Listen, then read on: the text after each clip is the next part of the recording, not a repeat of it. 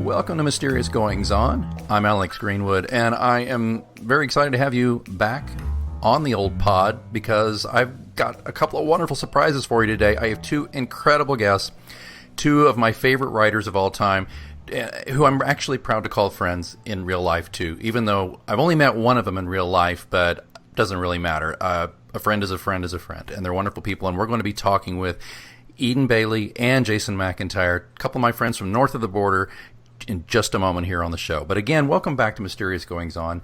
I wanted to give you a couple of quick notes while we were rolling here live from the Green Shebeen Studios. I have a quick book recommendation for you. If you are looking for something fun to read, you may recall that when I researched Big Cabin and Dispatches from the West, my grandfather's last book, I added a pulp fiction story that I found from 1957. I found it, I bought it on eBay, and I laboriously typed it in and added it at the end of Big Cabin. Well, one of my favorite authors, who we unfortunately lost last June, is Harlan Ellison, and if I could recommend a wonderful tome, it's again Honorable Whoredom at a penny a word, and this is some of Harlan's best pulp fiction stories. And what I love about it is not only do you get these wonderful stories, you get Harlan's introduction where he gives you some notes about the stories. You won't find Repent Harlequin, said the TikTok man in this book, nor will you find I Have No Mouth and I Must Scream, A Boy and His Dog, or The Death Bird, or any of Harlan's myriad masterpieces. But what you will find is stories of crime and amorality, of sex and violence. I mean, it's got my name on it, I'm telling you. So, Harlan Ellison, again, Honorable Whoredom at a penny a word. It's the stuff Harlan did way back when he first started to try to make his weekly $7 rent. And I mean, think about it, penny a word, kind of come up with $7 for rent plus food. One of the giants, Harlan Ellison. So that's my recommendation for you. I wanted to mention also there's some new videos. There are some videos on the pilotscross.com page. There's also videos on our John Pilot Mysteries Facebook page. We just put up a new one that's a teaser for the whole series. I think it's kind of exciting. Has some music, get your heart pounding. Take me to the pilot. Go check it out again on the John Pilot Mysteries Facebook page, as well as pilotscross.com, which is PILATESCROSS.com. Exercise your mystery muscles at Pilot's Cross, not Pilates. Okay, enough about that. And by the way, the podcast gods, knowing full well that I'm recording, have decided that the landscaper must come and blow his horn outside my window, which is actually a leaf blower. We'll just see how bad that is. And if it's really, really bad, we'll knock off. But I'm going to go ahead and soldier through because I have some guests who've been waiting patiently on the other end of the line here, and I want to make sure I get to them. But one last word on my grandfather, by the way. I just have to tell you, I believe in synchronicity. I believe in things happening that make life interesting. And I have a little screensaver on my computer. A lot of you may have the same screensaver. It's a definition of a word, correct? It'll pop up just, different words and their etymology and what they mean. Well, the one that popped up just now, right before I started recording, was clarihue, which is a short comic or nonsensical verse, typically in two rhyming couplets with lines of unequal length and referring to a famous person. Well, my grandfather, who wrote Big Cabin and dozens of other books, was a historian by trade and a poet. And so I saw that and I thought, well, shoot, I need to go ahead and read a clarihue in his honor before we get started here. So how about this one? He called it Ham on Rye. While playing cards, John Montague said, "Meat between sliced bread will do. The fourth Earl of Sandwich I be, and they'll name it after me." You can find more clarihues in Big Cabin and Dispatches from the West available exclusively on Amazon.com. But now, without further ado, I would like to introduce to you our guest this morning. First off, Eden Baylee. After 20 years in the banking world, Eden Baylee gave it up to pursue her passion for writing. She's happy to say she hasn't looked back since. She's written several collections of erotica, flash fiction, and suspense novellas, all available on the major book sites. Her first novel in her trilogy with Dr. Kate Hampton, a psychological suspense called Stranger at Sunset, is now available, and she's working on the next two books in the series. Eden blogs regularly on music and travel, both of which inspire her to explore the psyche of her characters. She also runs an Airbnb as a side hustle, because in case you don't know, writing is not a get-rich-quick scheme. Boy, is it ever. Eden loves talking to readers, so connect to her via edenbaylee.com, and that's Eden is Eden, and Baylee is Baylee, but there'll be a link in the show notes to make it easy on you, because that's the kind of guy I am. Regular listeners to the pod will recognize this guy. This is Jason McIntyre. He's the author of dozens of short stories, several novellas, and 6 novels. With over 150,000 downloads of his work in just a year, McIntyre was voted into the top 20 debut authors in the Goodreads Choice Awards. McIntyre's writing has been called noir and sophisticated, styled after the likes of Chuck Palahniuk, but with the pacing and mass appeal of Stephen King. His books also include eerie discoveries one might find in stories by Ray Bradbury or the telefilms of Rod Serling. His novels take place all over the world, from Vancouver to the Swiss Alps and the Japanese countryside, even the post-apocalyptic dystopian future. His books include the #1 Kindle suspense book, The Night Walk Men, bestsellers On the Gathering Storm, and Shed, plus the multi-layered coming-of-age literary suspense Phthalo Blue. Currently, he is at work on a standalone novel which also acts as the conclusion to the well-received Dovetail Cove mosaic saga of 10 titles. Learn more about Jason at thefarthestreaches.com. There'll also be a link in the show notes.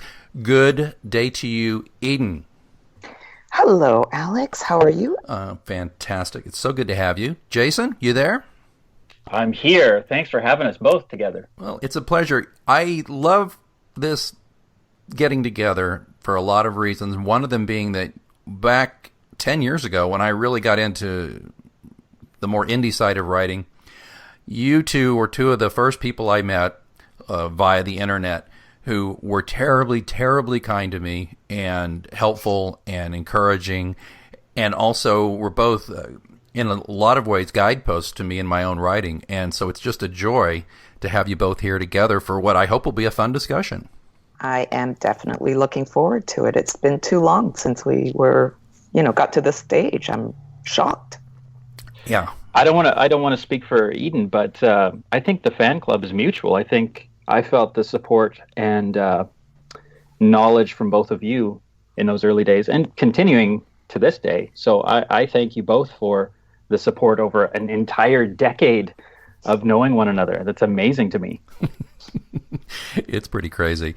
Well, I thought I'd jump in. I've got some things I'd love to talk to you guys about. And, of course, we'll keep it freewheeling, and we'll just go wherever the rabbit hole goes, if that sounds all right. Is everybody good with that? Perfect. Okay. Thumbs up. One thing I really want to talk to 2 other writers about, and this is kind of great for you. I think for the 3 of us to get a little therapy with other writers here, and for the listeners, I think it might be fun, whether you read our stuff or not, just to hear the perspective of people who've been writing for a long time. And I'm sure we'll cover a lot of good and not so good. But one thing I've been really wanting to talk to you guys about is because recently I've been working closely with Jason on this, Eden, to kind of relaunch my series. I have 6 books in my series, the John Pilot Mysteries, with fresh covers, interiors, and I went through and cleaned up a few some little mistakes here and there, and just tweaked some things just to make the books as good as I can make them. And I was rereading my first book, Pilot's Cross, and just cringing. And I don't mean cringing because it's so horrible. I mean it's a first book. I always tell myself that. But there are some things, these traps that I fall into, that I see, and I wonder if you guys have these. I just thought I'd share with you one of mine. Is that apparently my characters need to take some kind of prescription drug to stop eye rolling. They eye roll a lot, do they? Oh, gee. Eden, I went back and I cut about 6 eye rolls. I left a few in because, but I cut out at least 6 eye rolls. And, I'm going to have to consult an eye doctor for these folks and make sure they're all right.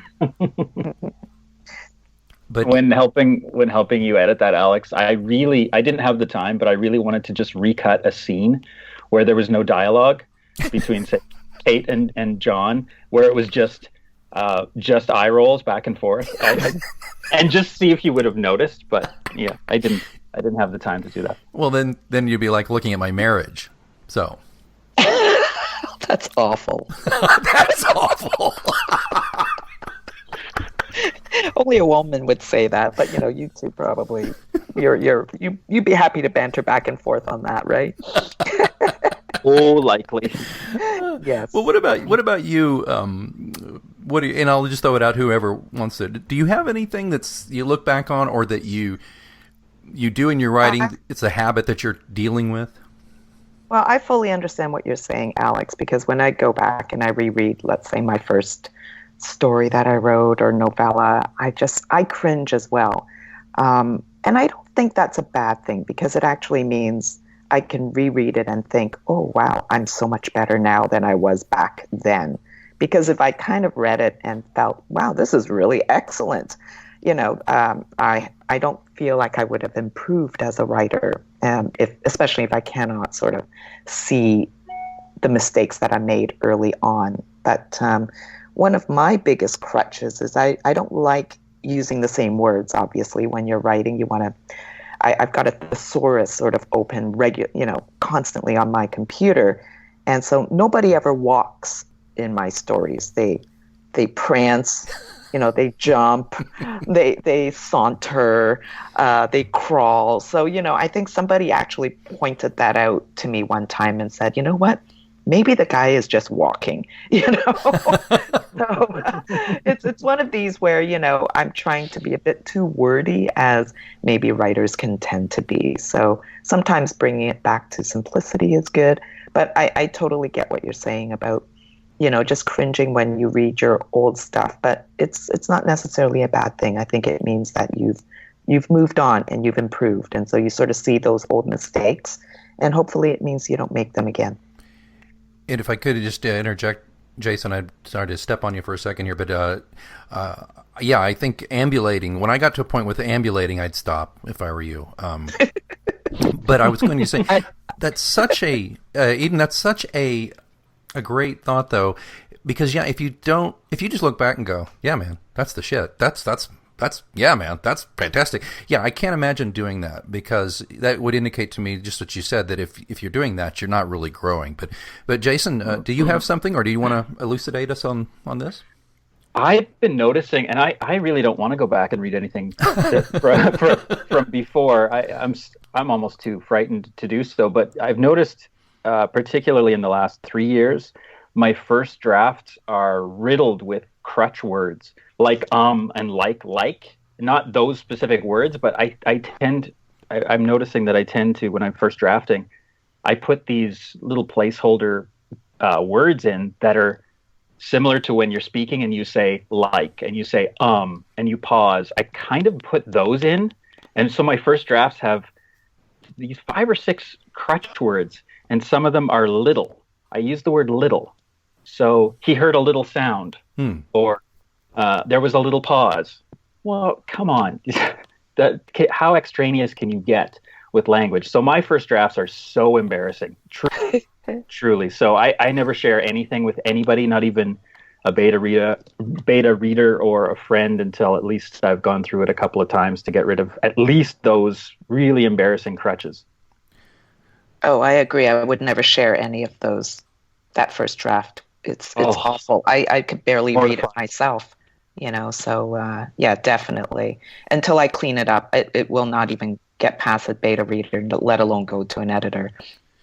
That's a very vulnerable place to be, even with an editor you trust, because I think writers can be thin-skinned.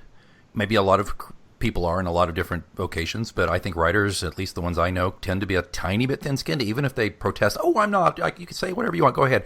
But they, at least maybe I'm projecting, but I was a little thin-skinned early on. I'm getting better, but of course I was a newspaper guy, and I had editors who used to yell at me like, the guy from the Daily Planet yells at everybody on Superman or something. But I mean, you still, when you're putting your creative guts out there on the page and saying, would you edit this or look this over? It's a very vulnerable place to be. But by the same token, I find myself wishing that I had an editor who would have called me on a couple of things, because I had some editors early on. I'm not going to name names, and I'm not knocking them, but I wish they had said, by the way, Alex, besides the eye rolling, which apparently they didn't catch, Alex, I've noticed that you have very similar names here for a lot of your characters. And I'm like, because I look back now and I'm thinking, I've got 2 Ricks in this series. I've got a John, I've got a Jack, I've got a Kay, I've got a Kate. Anybody run into that problem, or do you have a technique with names? I actually do. I never name my characters with the same first letter, actually, because I think it just makes it difficult for readers Yep. to keep track of. The other thing is all of my bad characters usually begin with an M. It's, because I don't, that's named after an old boyfriend, I guess, So, if it's a male character I don't like, or he's a jerk, well, his name is probably Michael or Mitch or Matt or whatever. So that's a little bit of a giveaway for my books. But other than that, Wow. yeah, That is awesome. Love that. That's one way to get back at an old flame, I suppose. Absolutely. Yeah. So, but other than that, I think I just try to give them strong names. I'm not, unless it's a character I don't like, then I'll just give them a sort of a throwaway name. Like, I don't want to name any names, but there's certain names that I don't myself like. So I give my good characters the good strong names that I would give a child if I had one. I love, and I'll echo what Jason said. I love what you're doing there with the naming, with the villains and things. That's really, really clever. That's something that kind of opens another question, which I have a lot of Easter eggs in my book. I mean, I have a 6-book series. Of course, Jason, you've written a ton more books than me, and Eden, you're on track with several books yourself. Do you ever have little Easter eggs that only, like the one Eden, you just mentioned, that you're pretty well sure that you're the only one will ever find in your books? Good question. I'm not sure about that. I don't think I hide too many things in there. I try to be clever, but not overly clever, so that because I feel like readers they will find it. So yep. I want them to find it eventually. I don't want to hide it so much so that they have no clue and that it's just in my own head, so which could be the case as well. I'm not sure. Maybe Jason has more. I get the feeling he might. I think, Alex, you and I have talked about this. I think you and I both probably put in an extra 50% more than is probably allowable by law in the particular province or state where we reside. And I don't want to speak for you, but I feel like we both really want readers to catch more than they do.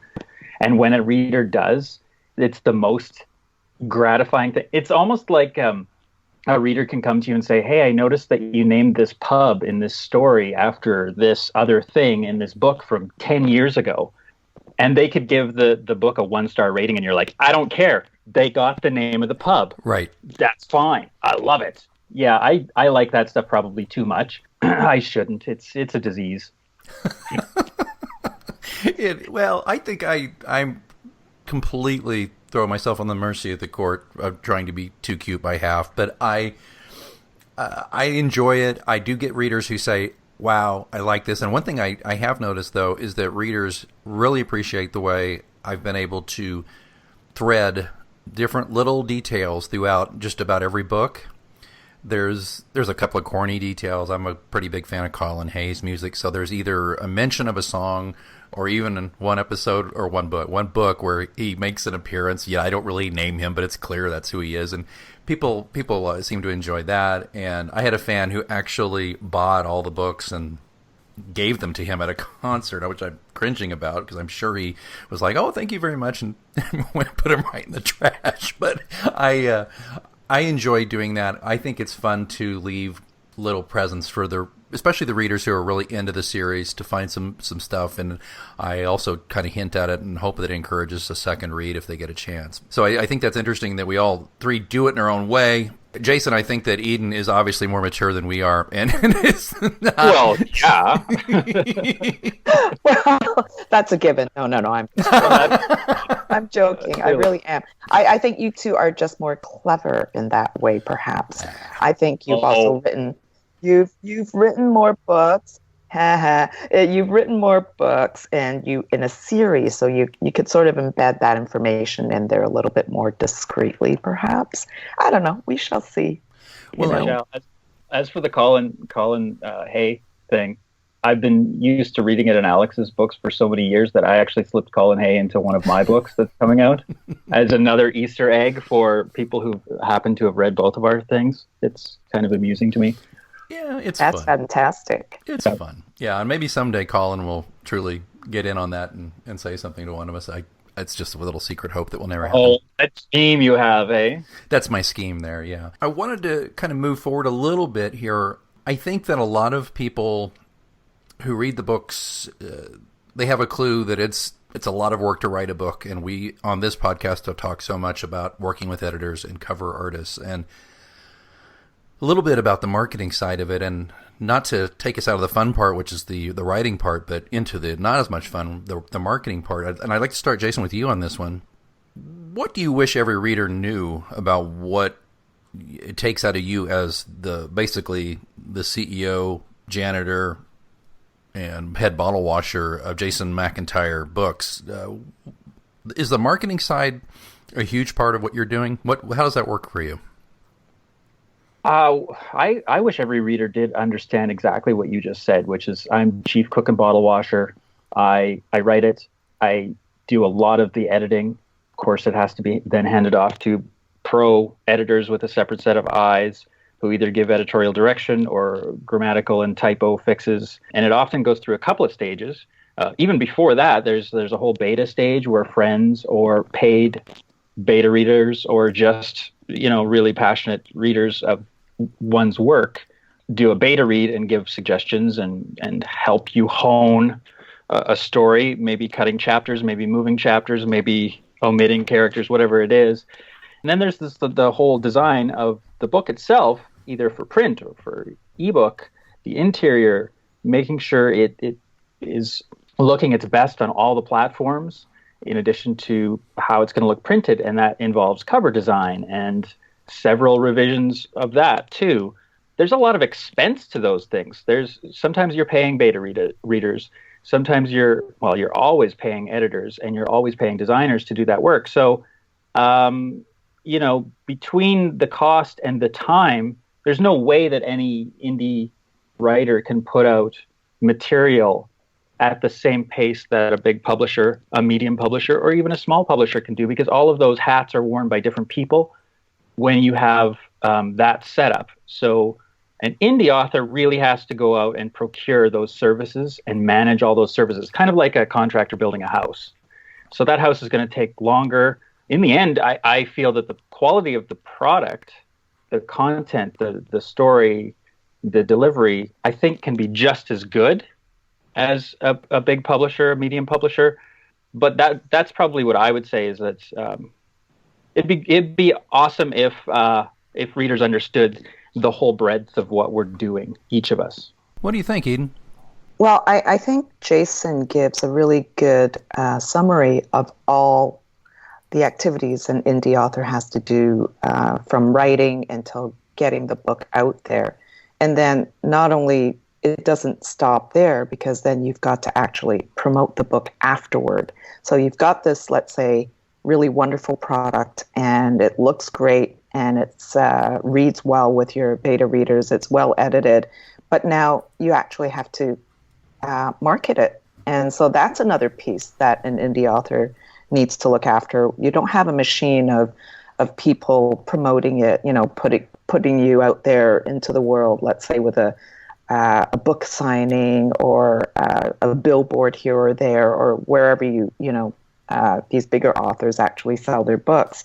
So, promotion for, I think, many indie authors is through social media, through all of the different platforms,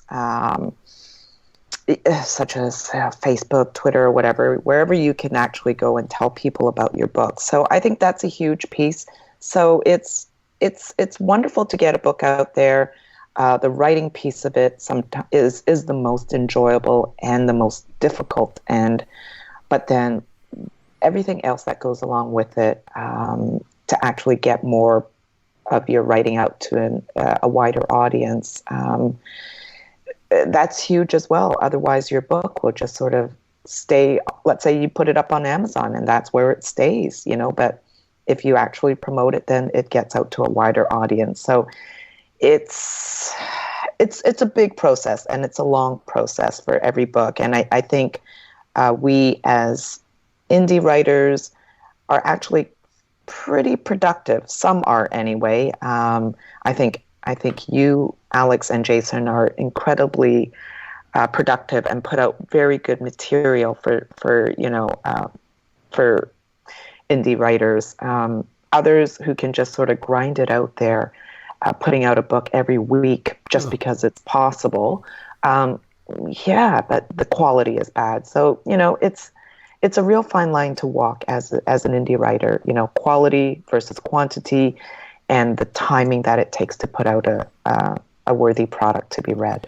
Oh, that is so well said, Eden. What occurs to me, and I will throw this out to you, maybe I'm wrong, but in my opinion, indie writers are almost held to a higher standard than anybody who's like with a big five publisher or even a mid-list publisher or a small house. It seems to me that we are held to a very high standard, and because I can assure you, if there's even a minor mistake in one of my books, and I'm talking like a comma in the wrong place or something, I've heard about it, and I've been to book clubs where people get righteous about it, and it always steamed me. Jason knows this story because it always steamed me to hear that, because I would, at the very same time, I remember that the day after that, I was picked up a book by an author, a big five published author, very big name, bestseller person, and there were 3 mistakes in the book, and I'm just thinking, criminy, it's like, it's not fair, it's like we have to do all the work here, and then the things that make us human slip through, and we're still kind of penalized for it. So I guess enough of my bitch and moaning, but I guess what I'm saying is, do you feel, either or both of you, that I'm on the right track here with this, or do you think, no, you're not held to any higher standard than anybody else, or how do you feel about that? And I'll just throw that out to whoever wants to catch it. I don't want to step on Eden here, but my first thought was right away, 10 years ago when I started self-publishing, I noticed that one of the biggest tips or the biggest trends was using social media to get in touch with readers as part of a promotional and marketing stance. And I opened it up right away and said, hey, if you see a typo in an ebook, send it my way. And I was very vocal about wanting to chat with readers because, the idea of having a reader, like one reader, blew my mind. Right. So if I could get 3, hey, great. Talk to me. Tell me what you like. Tell me what you don't like. Tell me what you want me to write next if you think I'm a decent writer. And so on sites like particularly Goodreads at that time, and on Facebook and on Twitter a little bit, but a lot on Goodreads, is I had actual conversations with readers. That's a thing that indies do that, Stephen King and James Patterson has never, you don't have Stephen King's email address. You can't tell him that he made a typo or that he had an anachronism in his novel that he wrote in 1986. There's no dialogue with bigger name, traditionally published authors. There is with me and Alex and probably Eden. I think you have a lot of dialogue with your readers.